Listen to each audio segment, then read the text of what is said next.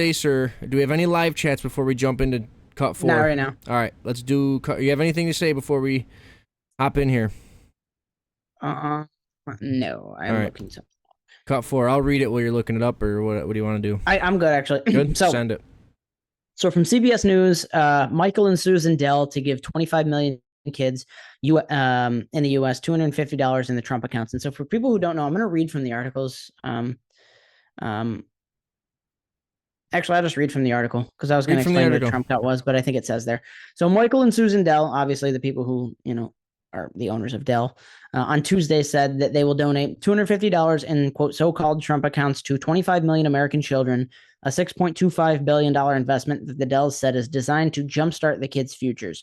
The money will be given to most children ages 10 and younger who were born before the qualifying date of the Trump accounts, which were created earlier this year through the Republicans' tax and spending bill. Those accounts are designed to provide $1,000 to babies born during President Trump's second term in office.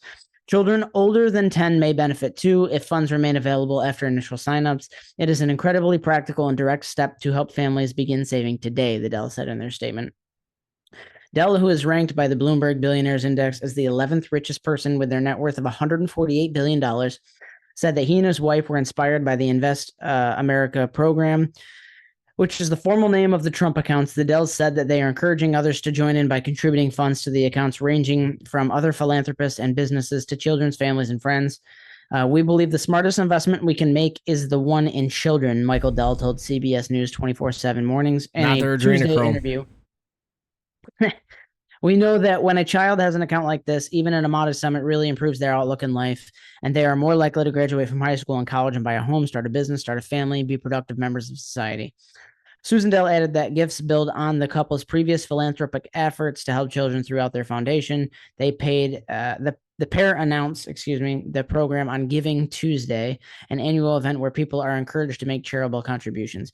Dell Technologies, the company founded by Michael Dell, who serves as the CEO, said in June that he had pledged to match the contributions match the Treasury Department's $1,000 contributions to the Trump accounts. The Dell corporate match will be provided to every child born in the U.S. base employees between January 1st, 2025 and December 31st, 2028. That means The our company kids are said in getting an them. email.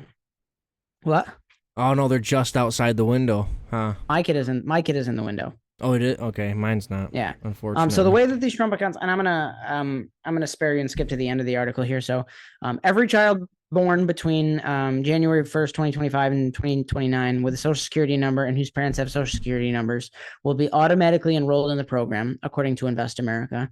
Signups are slated to begin on July 4th, 2026, with parents and caregivers needed to activate the accounts. The Department of Treasury will seed the accounts with $1,000 per child, while parents, friends, and other families can also contribute up to $5,000 per year to the account. Signing up will be easy, according to the details released by the Trump administration. On Tuesday, parents and guardians will need to file an IRS form 4547. That's funny, right? They just made up that form 4547. That's Trump presidency. A one-page document that asks for basic information such as a child's home address and social security number to activate the account.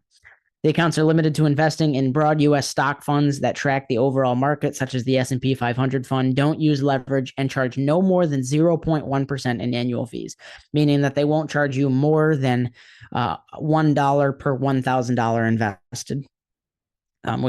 Which is still pretty high in my opinion, because like most of them charge like 0.001%. Like it's crazy low.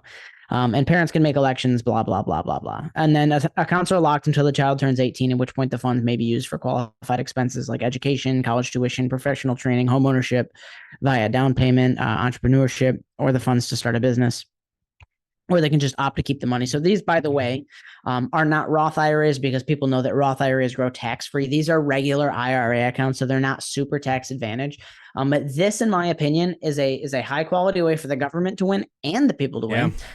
They can gain access to taxable brokerage accounts from every American, and nobody can bitch about it because they're getting a free $1,000, which over time, if left to its own accord and left to grow, could turn into a serious sum of money. This is a seriously good way to just I don't know. Let me see. I'm going to do the math here. Well, you do the math. You got it. Let me say It's something. done. I got the math. Okay. It's done. So in 60 years, if you did nothing with that, it would be $305,000, which I guess is not a ton of money, but you can That's add a to lot it. of So money like for not investing a single for dollar. doing nothing, right? So like if you made a monthly contribution of say like literally $10 that whole time too, like that turns it into another.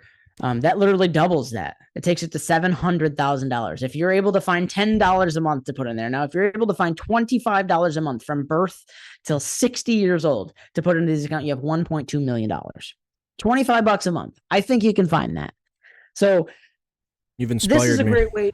This is a great way to replace Social Security, which costs the federal government $1.5 trillion a year, and $1.5 trillion a year. If I wish that they would just give everybody $1,000 right now, like that's going to cost you less, and say we're done with Social Security. But obviously, we need to phase it out. We can't leave the old geezers in the dust. And I'm done yapping here in a second. You can give your thoughts. I think this is a fantastic plan.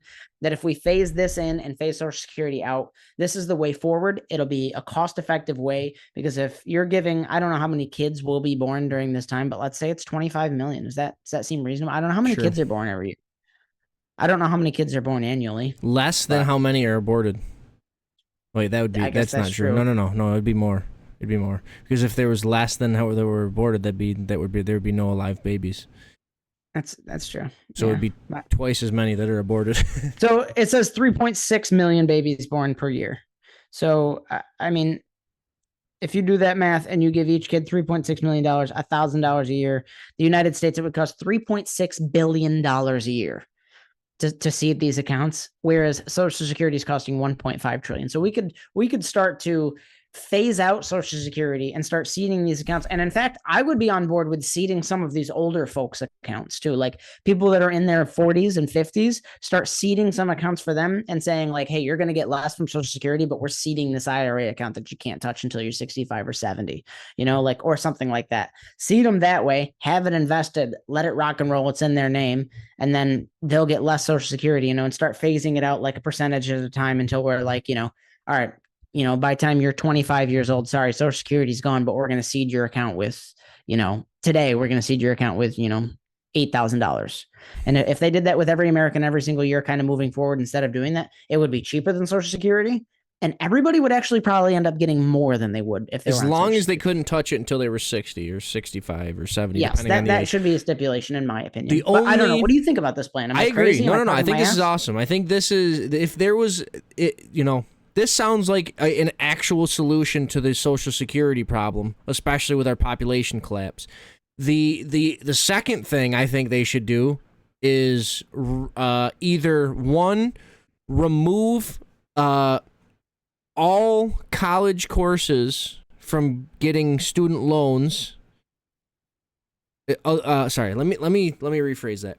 Stop. Go ahead. Props to the Dell family, by the way, for giving even more money. By the way, agreed. So if true. Step 2 after this should happen. Like, this should be the transition out of Social Security, because we know at this point Social Security is futile. It's not going to last much longer. By 2030, there's going to be almost nothing. The second step is remove all loans, all government loans going to jobs where the person does not give you a solid plan to how they're going to pay that loan back in the term of whatever they come up with the term of the loan. I think everything needs. So in order for me to get a business loan, I have to go to the bank. And I have to provide them with not only 2 years of tax returns, but I have to provide them with a 3 to 5 year plan on how much we project the business is going to make, how we're going to pay it off, and all this stuff. Same thing should apply with all government loans. You should have to have a complete plan. This is where it's going to start. This is what I project, what I'm going to learn, how long it's going to take, how long it's going to take for me to make this money, how long it's going to take for me to make this back, and this is my plan, and judge it based on that. And the reason I say that is because this invested money, people in 20 years, when they have the investment, this mixed with not handing out a bunch of government money to people that are doing nothing with their degree, that would save us a lot of money in the long term. Like in 20 to 30, in a couple decades, if we stopped throwing our money away to people to teach people basket weaving, and if we stopped just ruining people's lives with taking all of their money with Social Security. If we gave them the basic necessity of, hey, this is how you run a retirement, fund. Here's some money. You do with it with what you want. We're not going to take any more money from you. We're not going to take Social Security. You're not going to get Social Security. Take this money, invest it. Also, if you want a business, or if you want to go to college, or if you want a house, you have to provide a plan, so we're not just giving out willy-nilly to anyone that wants a gender studies degree. I think that's the next step to add on to this to make it twice as worth just what it is on face value. Yeah, I mean, I don't really two in disagree the hands with worth, or was it one in the hands worth two in the bush? However it goes, I don't know. Maybe it's the opposite. Yeah, loans are given out a little too easy. Making the colleges back the loans. The reason that popped in my head is you said they get it at 18. So if it matures at 18, at that time, that's when people are going to start looking for investments, right? So that lump sum of money invested, it should be more of an incentive for you to get your shit together and have a plan for what you're going to do, rather than just, hey, take all this money, go party for 4, 6, 8 years. You waste it, have nothing in the other end, but hey, at least you had this, money that the government gave you in the beginning of your life, and then when you're 18, you blew it on, something ridiculous. It should be, here, give us a plan and we'll help you out, rather than just, here, take all this stuff and ruin your life. Enable. All right. Like, share, subscribe, comment, do all the things. Do we have any live chats? If not, let's move on. Yeah, tag here. He says, yeah, it sounds great until there's a huge amount of money in there and they will steal that too. SSI was a great plan until the government found a way to steal. This is not No, actually, tag, they're going to put that money in my kid's name. So my kid's name is blank. It's not going to be in the not going to be in the government. It's going to be like, here, this is your money in your investment account. Actually, it'll be in that account will be in my name. Right. Her name with me as the executor. Right. So like the government can't touch it. Won't have access to it. Yeah. The government's basically writing $1,000 check and then saying, like, unfortunately, I get to tell you what to do with the check, and it's going into this investment account. So the government actually won't have access to it. So it's going to be, and they're very limited funds. It's going to be S&P 500 funds. It's going to be NASDAQ funds. It's going to be Russell 1000, Russell 2000 funds, all funds that perform somewhere between like 7 and 15% annually, which also have big drawdowns from time to time. They have their negative 20% years. We've all seen those, but on average, added up, even the negative years, it returns about 10%. So it's big. I think it's a big time play to replace Social Security.